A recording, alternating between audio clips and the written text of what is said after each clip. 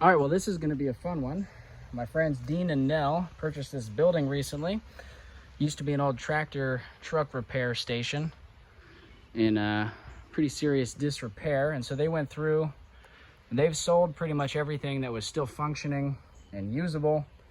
And what's left is all the scraps. So we're coming through, we're going to be cleaning up a whole lot of junk here, taking it into the yard. Luckily, we got this big engine hoist on this little pole structure here.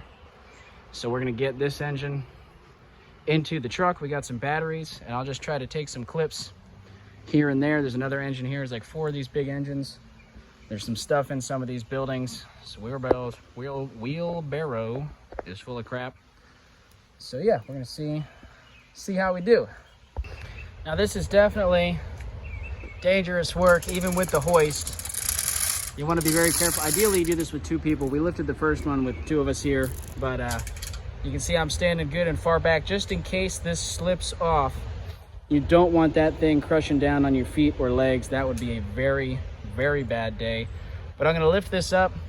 I'm going to pull the dolly out from underneath, back my truck up, lower it down into the truck, and then I don't know what I'm going to do about that one all the way over there. Might have to wait for help to get that one moved with the dolly, but we'll see what I can do. If I can get a long enough chain, I could actually use this thing to drag it. But yeah, we'll see.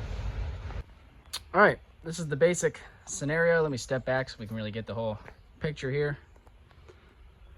And yeah, as you can see, I lifted way higher than I needed to, but without having someone else spotting me, I definitely wanted to make sure I wasn't hitting my tailgate or anything like that. So I'm gonna try to spin her around a little bit and plop her down.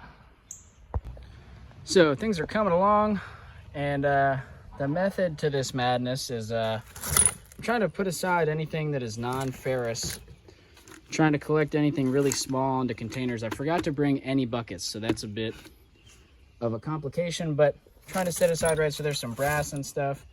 Anything that doesn't stick to the magnet that might need further processing, I'm setting off to the side. We'll haul in this load of steel, however much I can get, and then I can come back, grab all this stuff and take it home to process it. And then anything that's going to be HMS, heavy melting steel, prepared steel, whatever you want to call it, that thicker than a 1/4 inch, clean steel only, like this death implement, right? That's all HMS. So lots more to go through, and just to give a little scan, there's a lot of wires laying around here, battery cables, extension cords everywhere. I don't know what that is. I don't want that. But yeah, lots of goodies on steering wheel. So just gonna keep loading all this spaghetti wire. We got more shred in here that we're gonna have to pick up, probably with the hoist. I don't know if I could get that by myself. Probably I could figure it out. All the prepared steel, like I said. I think the plan is there's a lot of this little stuff laying everywhere where like some of this could go as HMS, some of this is trash, right? Some of this is more shred material, right? Actually, that might be aluminum. We'll deal with that later. And there's just piles of stuff like this everywhere. That's got a brass fitting on the end of it, I believe. Is that worth taking off? Probably not. Anyway, what I'm trying to get at is I had no idea how big this pickup was going to be. I came here mid-morning and I haven't had lunch yet. So the plan for me is I want to get a full shred load, pretty much everything from under this structure, right? Pretty much everything except for that engine that was over there is all in. There's 2 sides to these buildings. Maybe we'll go inside. That side is totally cleaned out. Well, all the big stuff anyway. There's some more stuff in here. I'd like to get the steel in here, just take it to the scrapyard. We're about just 5 minutes away from the closest yard. I'll go take that stuff, and then I'll come back, load up all of the non-ferrous, go back home, eat lunch, and I can sort that, and then probably come back again a 3rd time to help Dean clean up all of the little stuff. Like, I don't think I'm going to try to go through and get every single little piece of this today, but I'd happily come back tonight or tomorrow to do it all. But I got to get home to eat. I guess I could run out and try to grab something somewhere. Anyway, we'll see how it goes. But just a little update on where we're at. Go grab this wheelbarrow, load it up with stuff. I guess I could just flip the truck around, back right in. Maybe I'll do that. Maybe I'll just back right in. That sounds easier.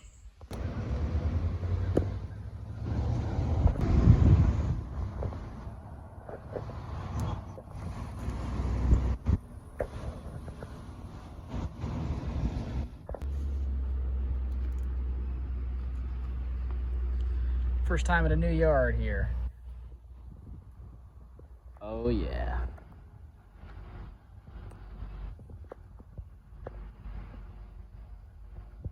Not a lot of people here today. I don't see any of these machines working, but hopefully I can get somebody with a magnet or something to pick these big heavy boys out of here. We'll see what happens.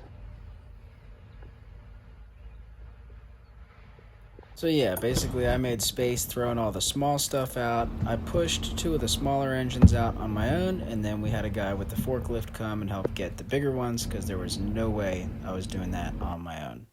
But the guy on the machine was super nice, and we got it out nice and smooth. Like I said, that was a heavy load, just shy of 1,800 pounds of shred. That's a good haul in my book.